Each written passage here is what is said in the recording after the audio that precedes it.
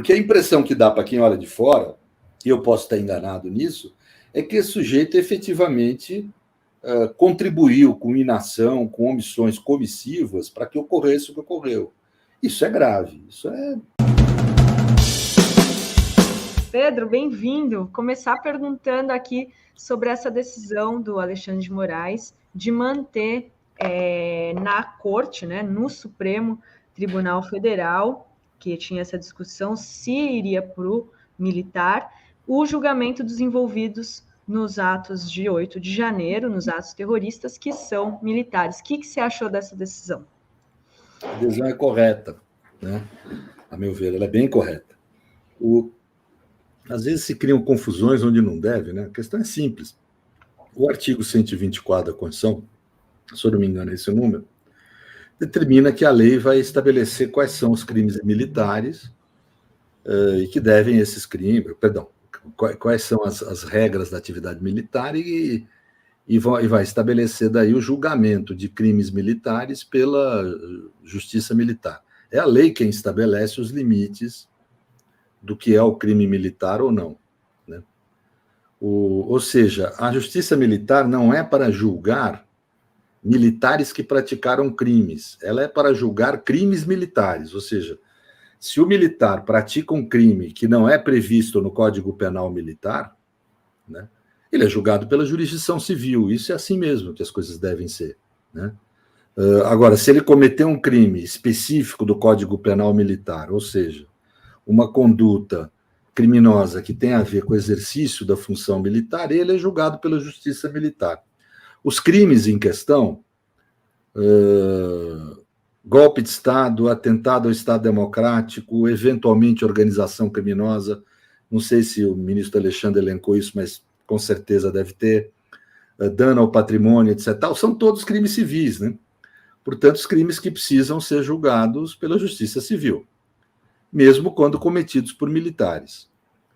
E aí, o segundo aspecto relevante, me parece, é que, como o atentado de 8 de janeiro se deu contra os poderes, na sede desses poderes, inclusive o STF foi depredado, né? O STF, o próprio regimento, é claro, quando ocorre crime na sede do STF, a competência para investigar, etc., é do STF. É um princípio geral de direito isso.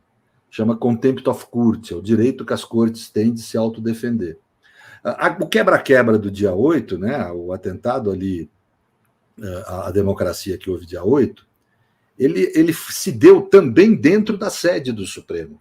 Então, isso acontece o que a gente chama de puxar a competência. O Supremo fica competente para investigar todos os crimes cometidos por aquela organização criminosa. Então, a decisão do ministro Alexandre é absolutamente correta. Agora, cabe ao sistema de justiça, a Polícia Federal, o Ministério Público, etc. Nós, assim, cidadãos comuns, que a gente viu o que aconteceu. Então, nós sabemos que teve militar que, ao menos, se omitiu nisso aí. Agora, cabe ao sistema de investigação, Polícia Federal e Ministério Público, trazer para o processo as provas disso que eu estou falando aqui. Se conseguir, numa investigação, demonstrar que tinha algum militar envolvido, ele deve ser julgado perante o Supremo Tribunal Federal. Se não conseguir, não. Aí já o problema não é da Justiça Militar, nem é propriamente do STF. É da Polícia Federal e do Ministério Público Federal. Ô Pedro, agora saiu há pouco também uma decisão. Ontem o Bolsonaro falou que tem muitos pais de família, muitas mães de família presas e tal. Não sei se por coincidência hoje o Alexandre de Moraes mandou soltar 102 pessoas que estavam presas nesse processo aí de 8 de janeiro. O que você achou disso? Correta a decisão. Não tem que ficar mantendo preso gente que não necessita estar preso numa situação de cautelar, né? Gente que os atos cometidos foram pequenos, que não oferecem risco, aparentemente, de voltar a cometer ilícito semelhante. Para isso existem medidas cautelares no sistema. Eu não vi a decisão ainda, mas o ministro deve ter aplicado essas medidas cautelares. Ou seja, não poder sair do país, usar uma tornozeleira eletrônica, não poder ter contato com outros investigados, esse tipo de medida. Isso é suficiente para possibilitar a investigação sem perturbações, né? Então, ele deve fazer isso, aliás, ele deve fazer isso, ao meu ver, com a maioria das pessoas que estão lá. Olha aqui, eu estou lendo aqui para informar. Atos golpistas. Alexandre de Moraes manda soltar 137 presos após ataques do dia 8 de janeiro. O ministro determinou o uso de tornozeleira eletrônica e proibiu soltos de utilizarem redes sociais e se ausentarem do país. E cerca de 800 pessoas continuam presas. Então, eu acho até muita gente, 800 pessoas. Se você for ver nos Estados Unidos, lá no caso lá do Capitólio, foram, no final sobrou 40, 50 aí, entendeu? Então, eu acho que é isso, tem que fazer não quer dizer que elas não sejam condenadas, elas estão sendo processadas e no final vai ter uma decisão. Se elas forem condenadas, o crime é grave, elas vão voltar para a cadeia para passar um bom tempo. Mas aí é diferente, é uma decisão que houve prova, defesa, recurso, transitou em julgado, pronto, é o que a democracia exige para prender alguém. Essa é a regra geral da democracia. No Brasil, é uma banalização da prisão preventiva. Eu vejo com muita reticência essa história de 800 pessoas presas preventivamente. Não acho que há mais motivo para isso. Aquele momento inicial passou, essas medidas cautelares são suficientes. O que se tem que fazer é a polícia, o Ministério Público tocar com competência a investigação e esses processos para condenar quem tem que condenar. Cada uma dessas 800 pessoas aí, ou 1.000, todos mais de 1.000, né, que foram processados, vai se verificar se tem prova da autoria, se tem prova da materialidade da participação dela. Se tiver, tem que ser condenado, e os crimes são graves.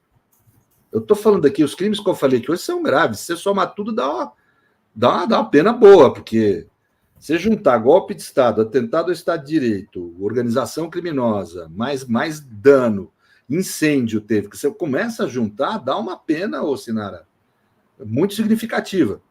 Então, e para mim é isso que tem que ocorrer. Não adianta ficar prendendo preventivamente, manter o cara 6 meses preso, numa atitude autoritária, unilateral, sem direito de defesa, e depois o cara sai inocente. Não é isso que tem que acontecer. Tem que ser do jeito certo, né? Agora, óbvio, se não demonstrar a autoria do sujeito nem materialidade, ele é inocente, ele vai embora, acabou, né?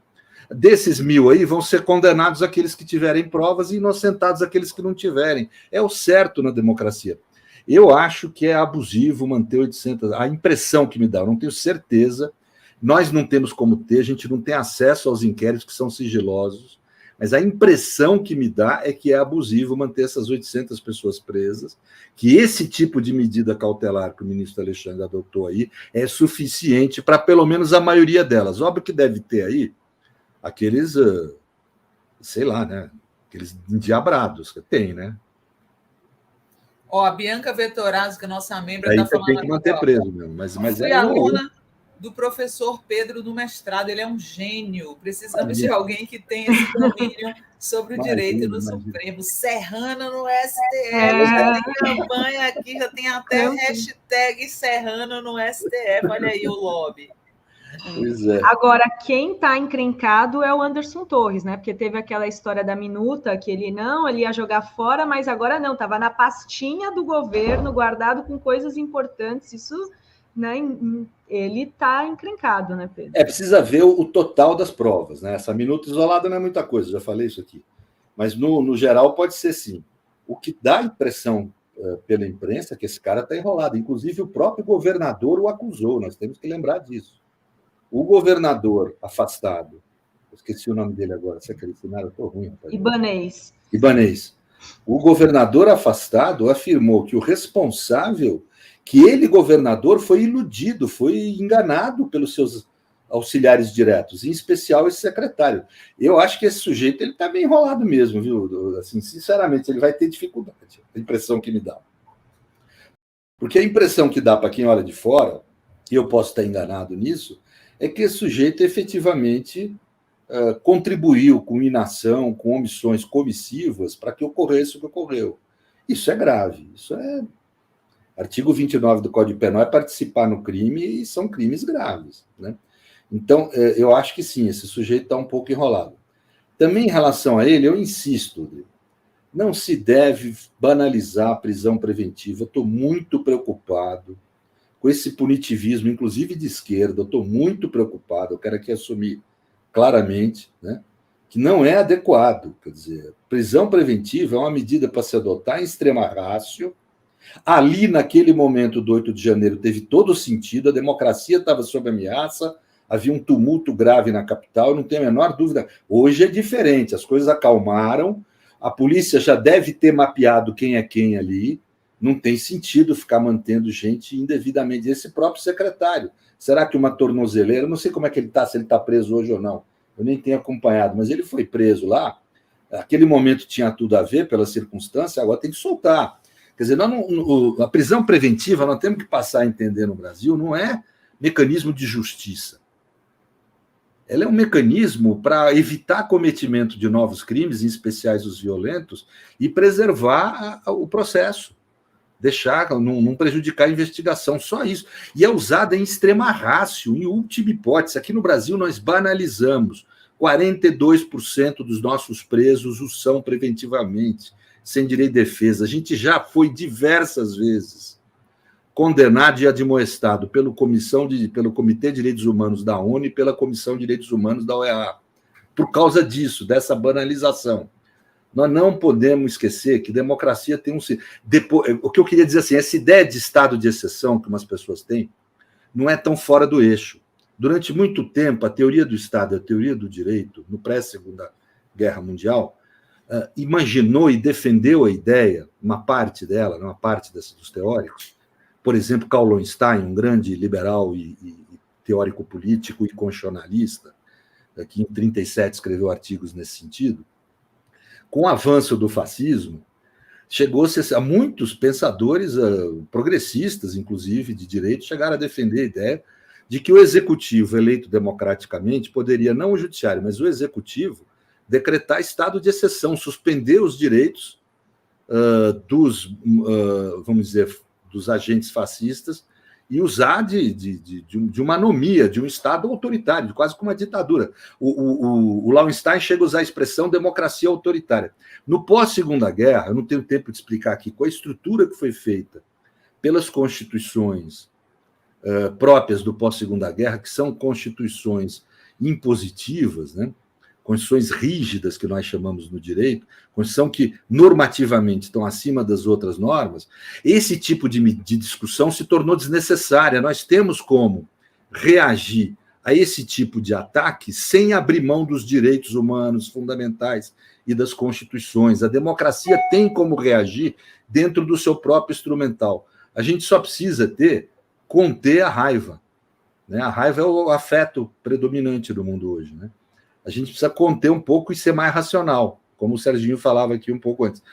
O Estado de Direito Democrático ele é fundamentalmente o Estado que pretende racionalidade na sua conduta.